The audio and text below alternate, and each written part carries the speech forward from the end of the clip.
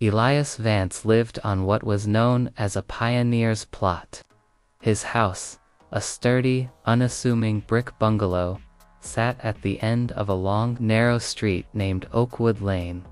It was a street so old its name was carved into a limestone post at the entrance, a relic from a time before subdivisions and HOAs. The house had been in his family for 3 generations, a sanctuary from a world that increasingly valued conformity over character. His grandfather had built it, and his father had passed it down, along with the quiet, profound knowledge that came with it. The secret was simple, and in its simplicity, it was a masterpiece of foresight. The original land deed, filed back in the 1920s, didn't just include the plot of land the house sat on. It included the street itself. For a distance of a full quarter-mile, from the public road to the edge of his property line, Oakwood Lane was not a public right-of-way. It was private property, a long, winding driveway owned in its entirety by the Vance family. This detail was so old, so deeply buried in county records, that it had been forgotten by everyone except Elias and his lawyer. The families who had built their homes along the street over the decades, a patchwork of mid-century ranches, new townhouses, and the occasional McMansion, believed they were on a quaint, public cul-de-sac. They used the street, parked on it, and let their children play on it, oblivious to the fact that they were, in effect, driving on and living alongside Elias's driveway.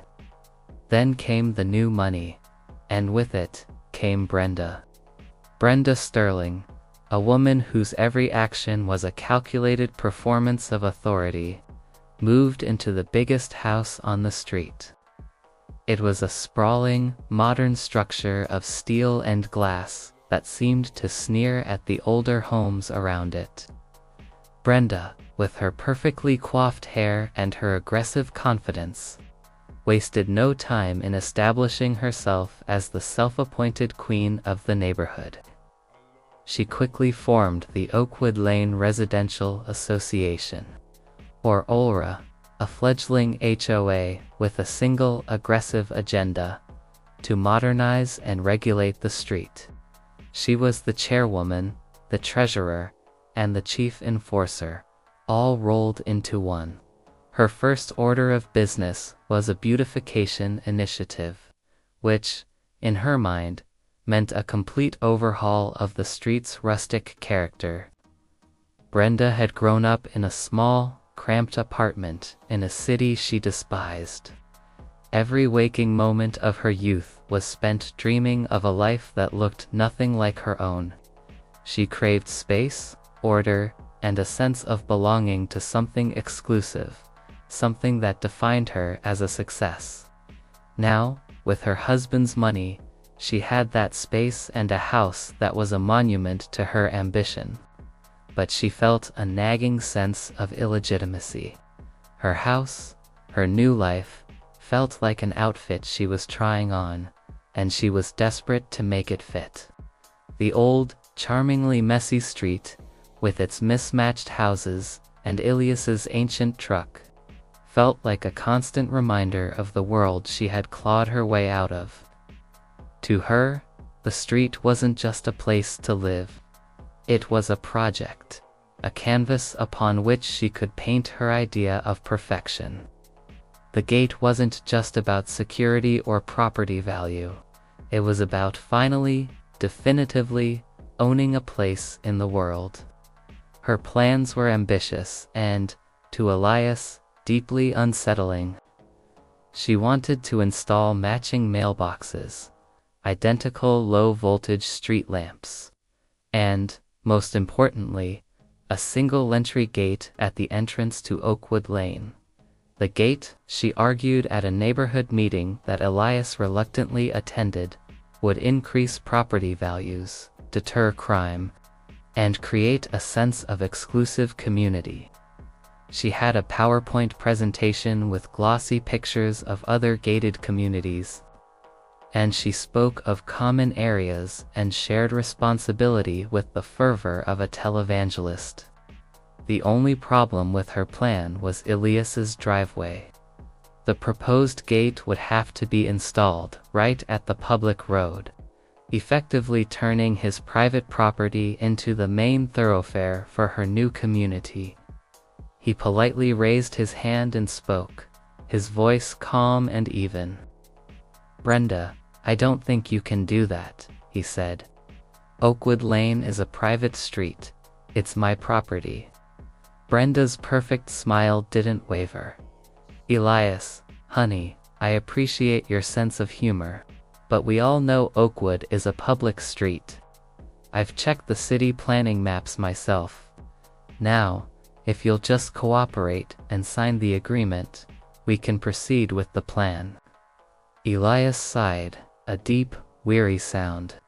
He knew this would be a long fight.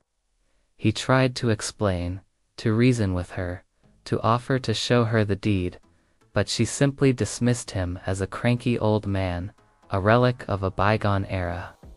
She had the support of the new residents, all of whom saw the promise of a gated community as a significant boost to their investments. They didn't see Elias as a neighbor, but as a roadblock. Over the next few weeks, the harassment began. Brenda sent him a certified letter from the OLRA, a formal notice of his non-compliance. She sent him a list of rules that were now in effect, including a ban on his perfectly good but old pickup truck parked in his own driveway.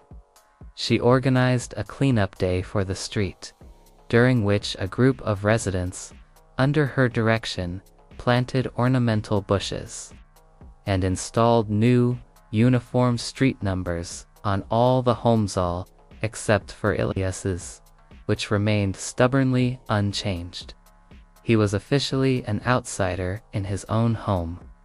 The harassment grew more specific and petty.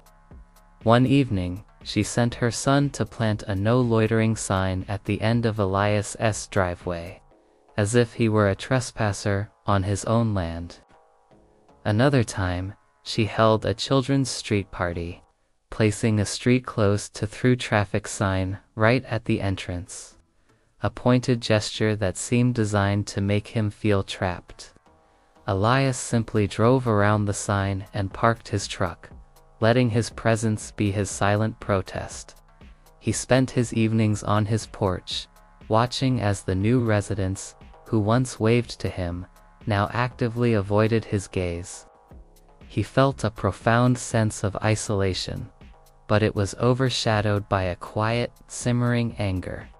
This wasn't just about a street anymore. It was about his home, his family, and his right to simply exist in peace. The final straw came a month later. Elias came home from a trip to the hardware store to find a temporary fence and a small prefabricated security booth set up at the mouth of Oakwood Lane. 2 workers were preparing to pour the concrete for the gate's permanent foundation.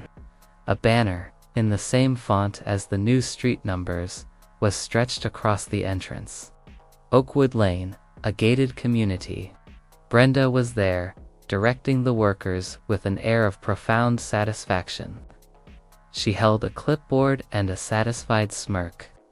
"Elias, just in time. We're finally putting in the gate. I know you had your little objections, but the rest of the community voted unanimously. This is for the greater good." Elias felt a cold, quiet anger that was far more dangerous than any outward display of rage. He looked at the fence, then at Brenda's triumphant face. She had tried to ban him from his own driveway. It was an act of breathtaking arrogance, and it was a mistake she would soon regret. He calmly walked past the workers and went into his house. He didn't argue, he didn't yell. He just closed the door behind him and picked up the phone. His lawyer, Marcus, a man who had been a family friend for decades, answered the phone. "Marcus, they've started building the gate," Elias said. his voice flat. Marcus, a man who knew the law like the back of his hand, gave a low chuckle. Good. Get some pictures, son. This is going to be fun. I'll be over in an hour. An hour later, Marcus, a portly man with a rumpled suit and a wicked smile, was standing with Elias at the edge of the new concrete foundation. Brenda, who was still directing the workers, approached them, her face a mask of patronizing superiority. "Elias, I'm sorry, but we're going to have to ask you to move your vehicle," she said, gesturing to Marcus's car.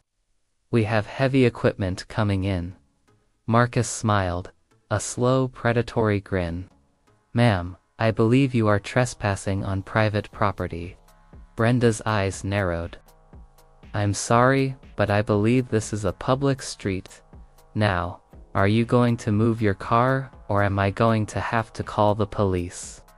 "I would advise against that," Marcus said, pulling a folded deed from his briefcase. He held it up so Brenda could see the spidery script and the old official seals. "This street, Oakwood Lane, from the public road to the end of my client's property line, is not a public street. It is, and always has been, the private property of Elias Vance. He owns the street. The road you're standing on, it's his." Brenda's face went pale. Her eyes darted from Marcus's smiling face to Elias's calm, patient expression. She looked at the deed, and for a terrifying second, the words seemed to swim on the page. She had been so certain, so confident in her research. How could she have missed this? The possibility that she was wrong, that her grand plan was built on a foundation of sand, was a physical blow. She clutched her clipboard, her knuckles turning white. She tried to stammer a response, but no words came out. Marcus's smile widened. "The document is a legally binding deed, ma'am. You can check it down at the county recorder's office. It's all there. And as for the police, please, call them. We'd be happy to explain to a judge why your little association is illegally building a gate on my client's private property." He paused, his voice dropping. "And we would also be happy to discuss the matter of a formal notice of trespassing, defamation, and harassment. This is not a public street. It is Elias's driveway, and he has a right to be free from your interference."